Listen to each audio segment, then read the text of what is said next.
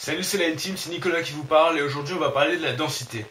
Plus précisément, quelle est la chose la plus dense qui existe? Tout d'abord, voyons ce qu'est la densité. La densité est la quantité de matière dans un volume. En gros, c'est donc la masse des atomes dans un volume donné. L'eau, par exemple, a une densité d'environ 1 kg par litre. Il est important de noter que dans cette vidéo, je parlerai souvent de la densité dans les conditions normales de température et de pression qui sont 0°C et la pression atmosphérique. Donc les choses les plus denses. Tout d'abord, quel est l'élément le plus dense? Il s'avère que l'élément le plus dense que l'on trouve sur Terre est l'osmium. 1 mètre cube d'osmium, c'est-à-dire un cube de 1 mètre sur 1 mètre sur 1 mètre, a une masse de 22 600 kg, c'est-à-dire environ 22 tonnes, ce qui est quand même pas mal. Mais ça, c'est rien du tout comparé à un autre truc très dense. Je parle de l'étoile à neutrons, mais un peu d'explication est nécessaire ici. Comme on l'a déjà dit ici, les étoiles fonctionnent à la fusion nucléaire. Ils fusionnent les atomes d'hydrogène.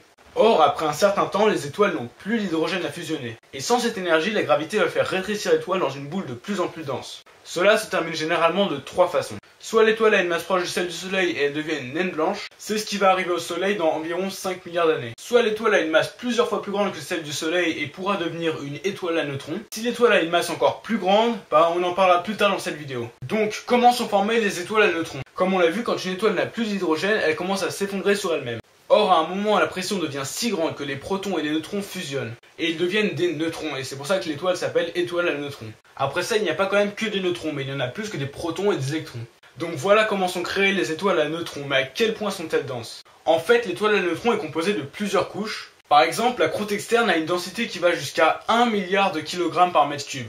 Et au cœur de l'étoile, la densité au mètre cube est d'environ 7 x 10 puissance 17 kg, soit l'équivalent d'un Boeing 747 compressé à la taille d'un grain de sable. C'est même plus dense que le noyau atomique. Cette densité incroyable est due au fait que l'étoile à neutrons a plusieurs fois la masse du Soleil, dans un diamètre d'environ 10 km. Un autre petit chiffre pour la route, un nanolitre d'une étoile à neutrons a une tonne de masse, littéralement vu qu'il pèse 1000 kg. Mais l'étoile à neutrons n'est que la pointe de l'iceberg quand il s'agit de densité. Tout à l'heure, j'ai mentionné si l'étoile était beaucoup plus massive que le Soleil. L'étoile ne se transformera pas en étoile à neutrons, mais en trou noir. Toute la matière restant de l'étoile se rassemble dans un point de plus en plus petit.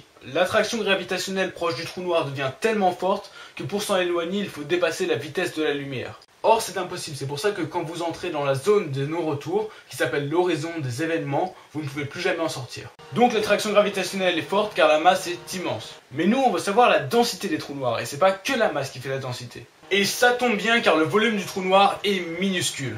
En fait, le volume de la singularité, c'est-à-dire le point où la masse est concentrée, est considéré nul. C'est pour ça que la densité dans la singularité d'un trou noir est considérée infinie.